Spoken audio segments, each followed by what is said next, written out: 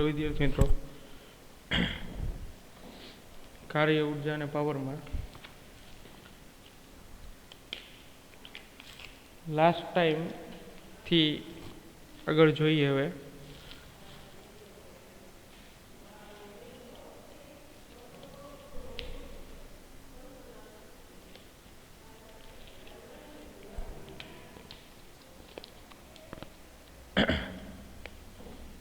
હવે જો સ્પ્રિંગને ખેંચીને મૂકી દેવામાં આવે તો એ સ્થિતિ ઉર્જાનું રૂપાંતરણ ગતિ ઉર્જામાં થતું જશે.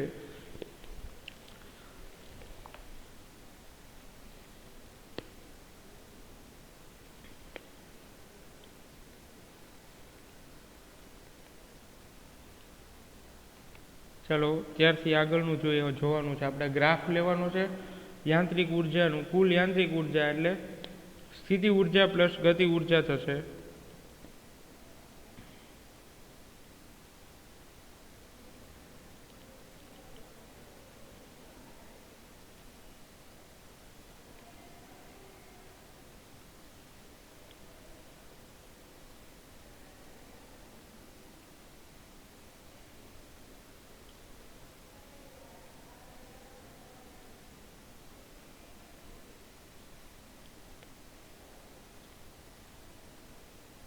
ચલો તો સ્પ્રિંગના છેડે બાંધેલ બ્લોકની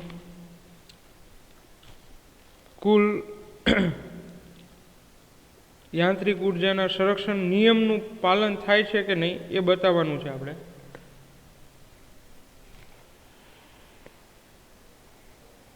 એક મિનિટ. ચાલો યાંત્રિક ઉર્જાના સંરક્ષણનો નિયમ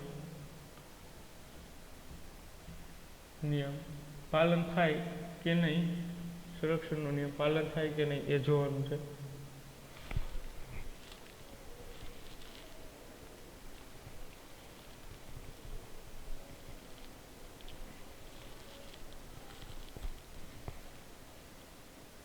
આકૃતિ સેમ રહેશે. 3 મેં આકૃતિ દોરી હતી 2 લેક્ચર પહેલા, એ જ યાદ રાખવાની છે બ્લોક માટેની. ન સમજાણી હોય તો હું પાછી ડ્રો કરી દઉં છું, એ જ આકૃતિ આવશે.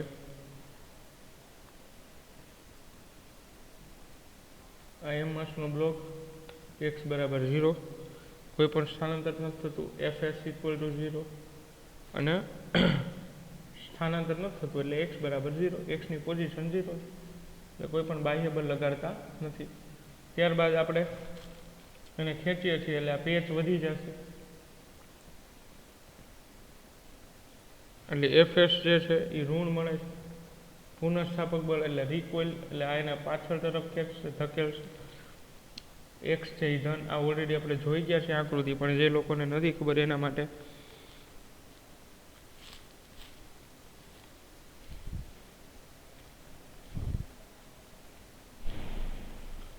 ત્યારબાદ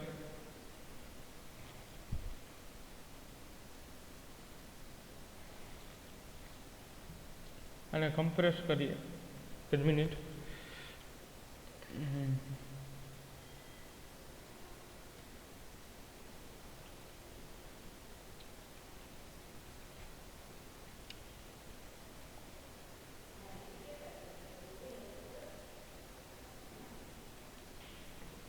હવે એને કમ્પ્રેસ કરીએ એટલે બે પેચ વચ્ચેની જગ્યા ઘટી જશે. એમ માસનો બ્લોક. હવે જો સ્થાનાંતર આ જે છે એ ધન મળે છે, આ 0ની પોઝિશન છે, અને 0 થી આ ઋણ તરફ મળે છે આટલું, એટલે x જે છે એ શું મળશે? ઋણ. ચલો સમજાય વિદ્યાર્થી મિત્રો?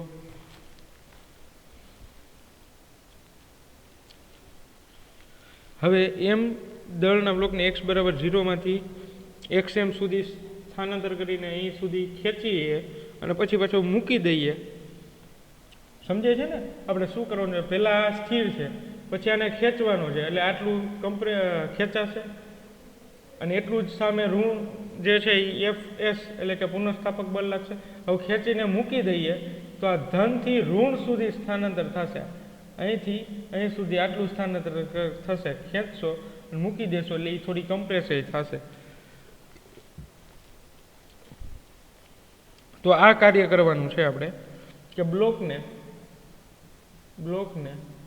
માઇનસ XM થી XM માઇનસ XM થી પ્લસ XM ની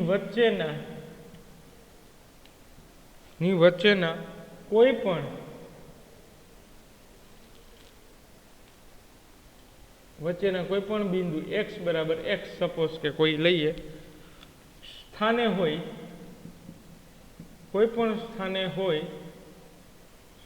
હોય ત્યારે તેની કુલ યાંત્રિક ઉર્જા અચળ રહે છે ત્યારે એની કુલ યાંત્રિક ઉર્જા અચળ જ રાખવાની હોય છે વિદ્યાર્થી મિત્રો એટલે તો જ આપણે એવું કહેવાય કે યાંત્રિક ઉર્જાના સંરક્ષણનું નિયમ પાલન થાય છે સમજાય છે વિદ્યાર્થી મિત્રો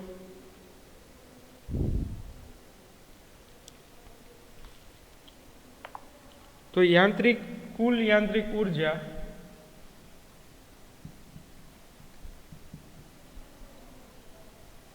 ઈ કોના દ્વારા મળે તો કે કુલ યાંત્રિક ઉર્જા બરાબર શું થશે સ્થિતિ ઉર્જા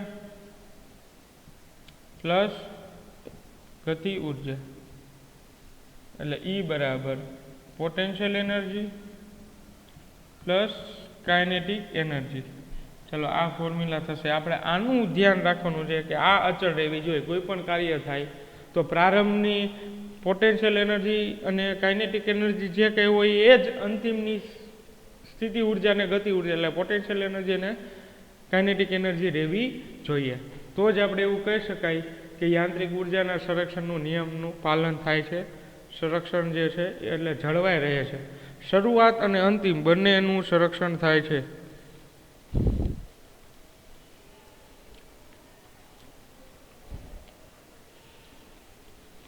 ચાલો તો હવે આપણે જોઈએ કે કુલ ઉર્જા કેટલી છે હાફ કે XM મેક્સિમમનો સ્ક્વેર આ કુલ ઉર્જા કાર્ય જેટલી છે હવે સ્થિતિ ઉર્જાનું સૂત્ર આપણે સાબિત કરેલું છે હાફ KX સ્ક્વેર પ્લસ ગતિ ઉર્જાનું સૂત્ર તમે જાણો જ છો હાફ MV સ્ક્વેર ચલો આ જે છે એ જાણો છો તમે આરામથી આ ફોર્મ્યુલા આ છે કુલ ઉર્જા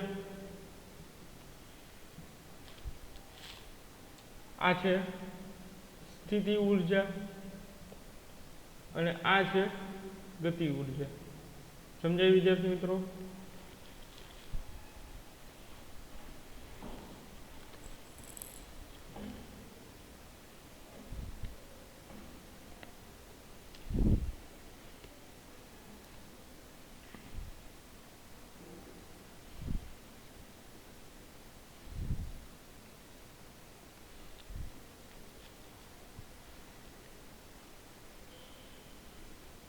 હવે તમે એને ખેંચીને મૂકી દો છો સ્પ્રિંગને ખેંચીને મૂકી દેવામાં આવે ત્યારે સ્પ્રિંગને ખેંચીને મૂકી દેવામાં આવે ત્યારે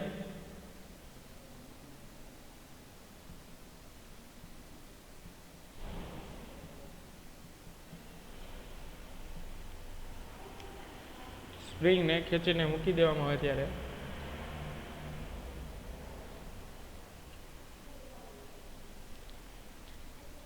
શું થશે કે એનો વેગ છે એ મહત્તમ થશે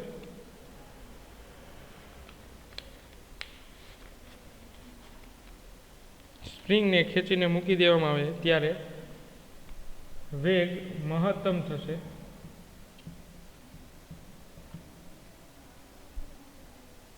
વેગ મહત્તમ થશે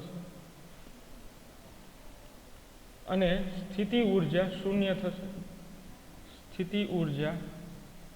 શૂન્ય થાય છે એટલે આ જે છે એ કેન્સલ એટલે વધશે શું હાફ કે XM નો square equal to half MV square આ ક્યારે તો કે જ્યારે ખેંચીને મૂકી દેવામાં આવે ત્યારે કેસ ખાસ ધ્યાન રાખજો, એમને ન લખી શકાય. આપણે ખેંચીને જ્યારે મૂકી દેવામાં આવે ત્યારે જ આવું લખી શકાય. અને વી એ મહત્તમ ઝડપ છે, એટલે અહીંયા હું વી એમ કરવું પડે, કારણ કે વી છે એ મેક્સિમમ છે, મહત્તમ વેગ દર્શાવે છે. મહત્તમ વેગ દર્શાવે છે. તો મહત્તમ વેગને આપણે કરતા કરવો હોય, વેગ મેળવવું હોય આપણે, તો વેગનું સમીકરણ શું થશે વિદ્યાર્થી મિત્રો? જો આને મારે કરતા કરવો છે તો સામેની બાજુ જવો છે એટલે આ હાફ હાફ કેન્સલ થઈ જાય. ચાલો, તો V M square, V maximum square equal to શું થશે? કે એક્સ સ્ક્વેર, અને સોરી કે એક્સ સ્થાનાંતર મેક્સિમમ ના આ એમ જે છે એ એના છેદમાં જશે, એટલે એમ જે છે એ છેદમાં જશે. અને જ્યાં એમ છે એ બ્લોકનું દળ છે, એમ છે એ બ્લોકનું દળ છે, કે છે એ સ્પ્રિંગ અચળાંક છે, સ્પ્રિંગ અચળાંક છે.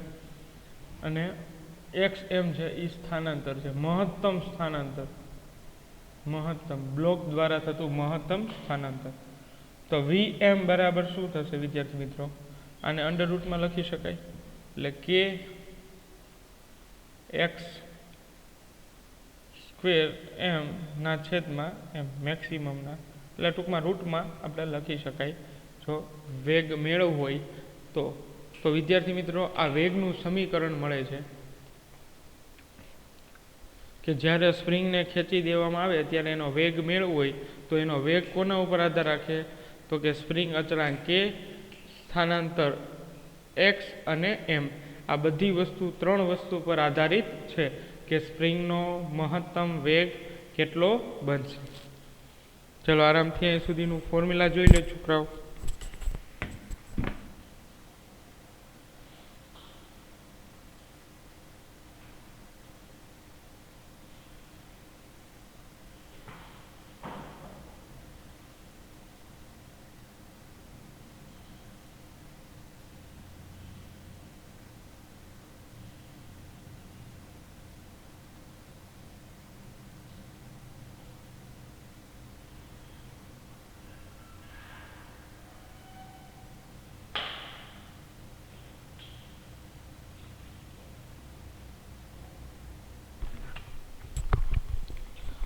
ચાલો વિદ્યાર્થી મિત્રો, તો આપણે આ યાદ રાખવાનું છે, મહત્તમ વેગ જે છે એ અંડર રૂટ કે એક્સ સ્ક્વેર અપોન એમ એના પર આધારિત છે. અથવા તો તમે આને આમ પણ લખી શકો કે V maximum equal to under root K upon M, અને એક્સ એમને તમે બહાર લખી શકો સ્ક્વેરમાં છે એટલે. ચલો આ રીતે. તો આ તમારે એમસીક્યુ માટે ખાસ ફોર્મ્યુલા યાદ રાખવાની છે. એમસીક્યુ માટે ખાસ યાદ રાખવાની છે કે વી એમ ઇક્વલ ટુ અંડર રૂટ કે એમ અપોન એક્સ એમ. અહીંયા કે જે છે એ સ્પ્રિંગ અચળાંક છે, સ્પ્રિંગ બળ અચળાંક લેવાનો છે, ખાસ યાદ રાખજો. અને એમ જે છે એ બ્લોકનું માસ છે, બ્લોકનું દળ એ એમ તરીકે લેવાનું છે.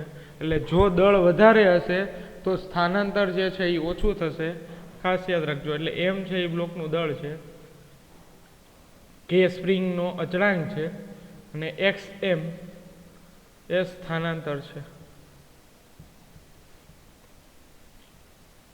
ચલો સમજાય વિદ્યાર્થી મિત્રો?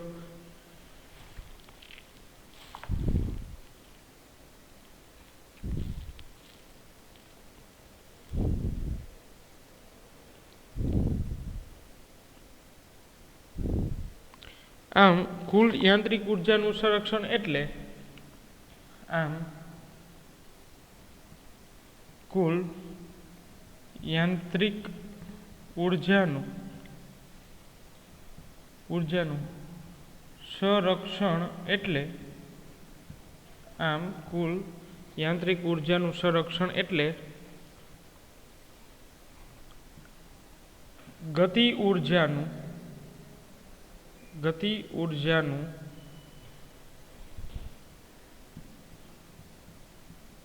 સ્થિતિ ઉર્જામાં ગતિ ઉર્જાનું સ્થિતિ ઉર્જામાં અને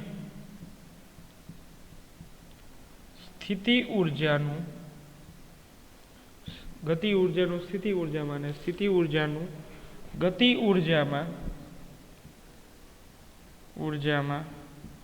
રૂપાંતરણ થાય છે.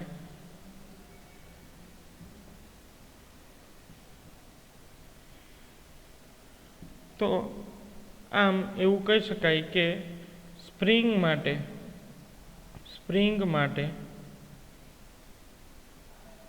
યાંત્રિક ઉર્જાનું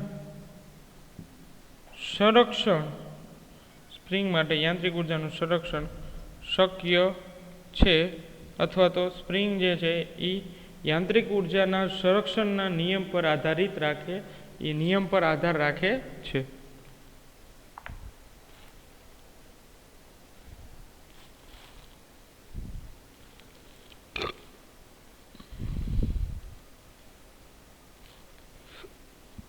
હવે સંરક્ષી બળ માટે અમુક આપણે નોંધ યાદ રાખવી પડશે. સંરક્ષી બળ માટે અમુક નોંધ. સંરક્ષી બળો માટે નોંધ કે અમુક વસ્તુ આપણે ધ્યાન રાખવાની છે. સંરક્ષી બળ માટે સંરક્ષી બળ એટલે આદર્શ બળ છે, પ્રારંભિક અને અંતિમ સ્થાન પર આધાર રાખે છે. કાર્ય પણ સંરક્ષી છે, એટલે એની આપણે જે ખાસ નોંધ રાખવાની છે.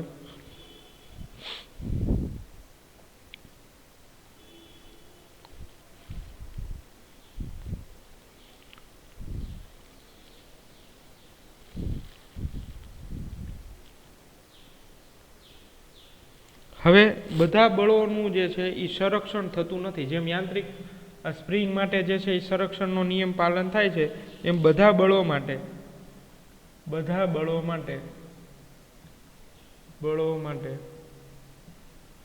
સંરક્ષણ થતું નથી. બધા બળો માટે સંરક્ષણ લઈ શકાય નહીં. હવે એનું એક એક્ઝામ્પલ છે કે અસંરક્ષી બળો, સંરક્ષણ ન થતું હોય એવા બળો, જેમ કે ઘર્ષણ બળ એટલે ઘર્ષણ બળનું સંરક્ષણ થતું નથી એવું આપણે કહી શકાય. વિદ્યાર્થી મિત્રો,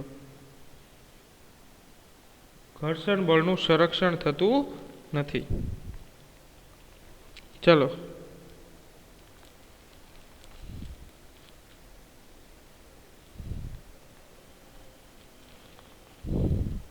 એ સિવાય બીજા પણ ઘણા બધા બળો છે, પણ સંરક્ષણ જે છે એ થાય બધા માટે એ જરૂરી નથી. પછી સ્થિતિ ઉર્જાનું મૂલ્ય ઈચ્છા પ્રમાણે શૂન્ય લઈ શકાય છે. સ્થિતિ ઉર્જાનું મૂલ્ય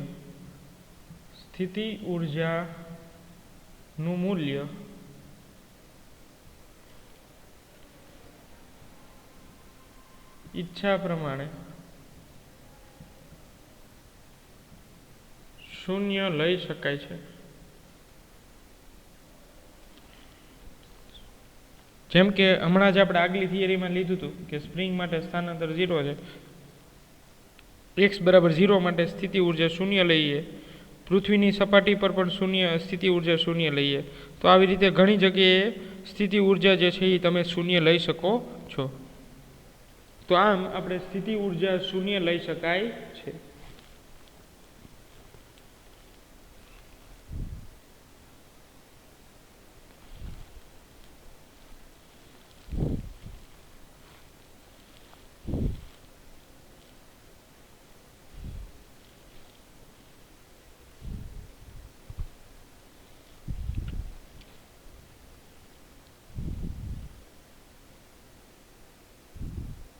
ચલો સમજાય વિદ્યાર્થી મિત્રો, સ્થિતિ ઉર્જાનું મૂલ્ય તમે શૂન્ય લઈ શકો છો. પછી તમે ઉર્જા સંરક્ષણના નિયમ પણ આ રીતે ઉર્જા સંરક્ષણના નિયમ પરથી પણ એવું કહી શકો કે ઘર્ષણ બળના કારણે લીધે જે ઉષ્મા ઉર્જા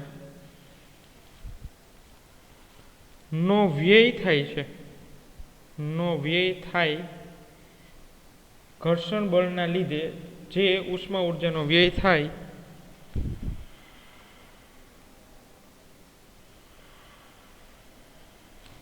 તેને દર્શાવવો જોઈએ એટલે ઉર્જા સંરક્ષણનો નિયમ, એટલે ઉર્જા સંરક્ષણનો નિયમ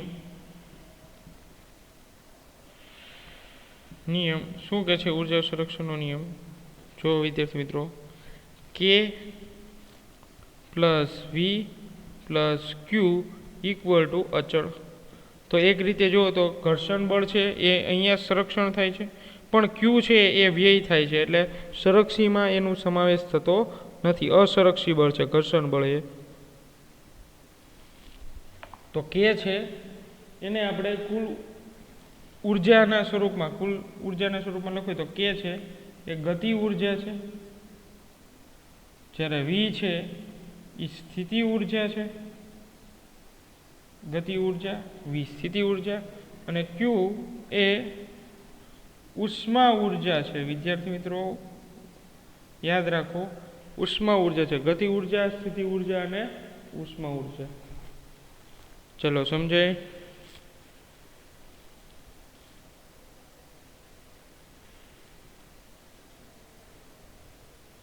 ચાલો તો આ બધી નોંધ જે છે, નોટ્સ તમારે ખાસ યાદ રાખવાના છે વિદ્યાર્થી મિત્રો.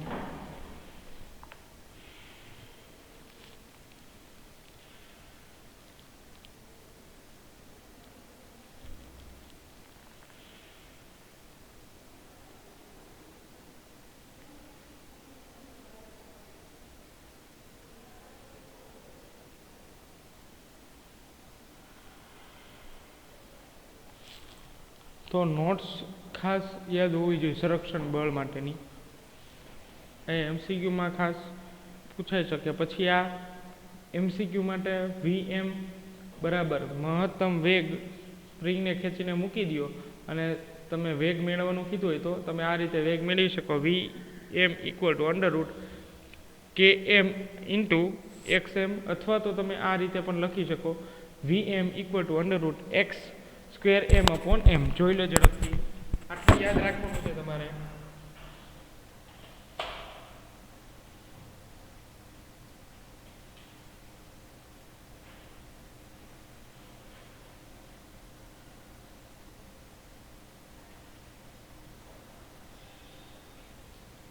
ચલો વિદ્યાર્થી મિત્રો, આ સંરક્ષણના નિયમો ખાસ યાદ રાખવાના છે.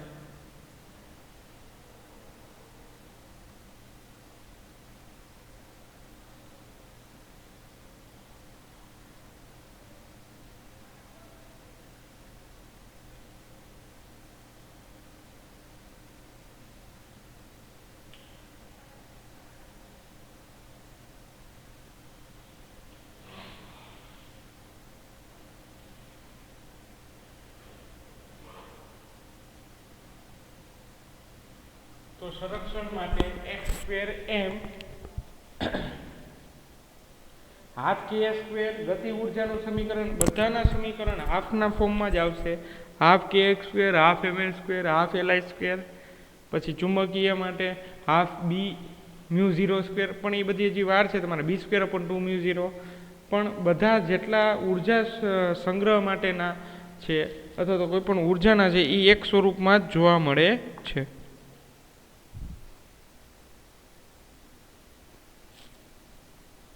તો એ તમારે ખાસ યાદ રાખવાના છે.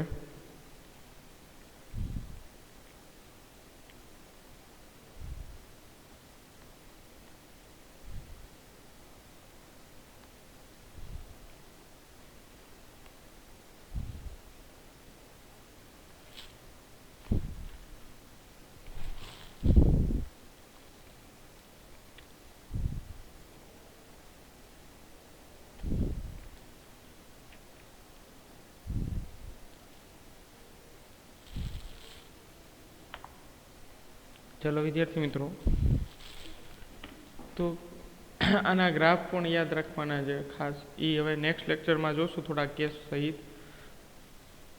બટ જે મેઇન ટોપિક છે આપણો એ ખાસ તમને ક્લિયર થઈ જવો જોઈએ આજનો, કે યાંત્રિક ઉર્જાનું સંરક્ષણ થાય છે એટલે સ્પ્રિંગનું સંરક્ષણ થાય છે.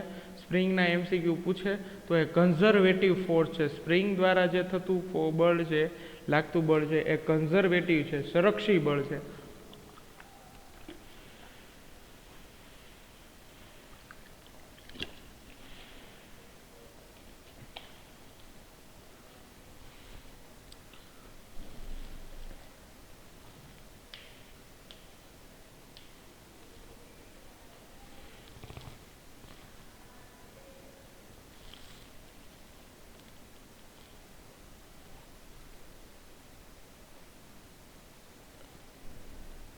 ચાલો વિદ્યાર્થી મિત્રો, તો હવે નેક્સ્ટ લેક્ચરમાં આપણે સ્થિતિ ઉર્જા, યાંત્રિક ઉર્જાનો સંરક્ષણનો ગ્રાફ એટલે સ્થિતિ ઉર્જા અને ગતિ ઉર્જાનો ગ્રાફ જોશું.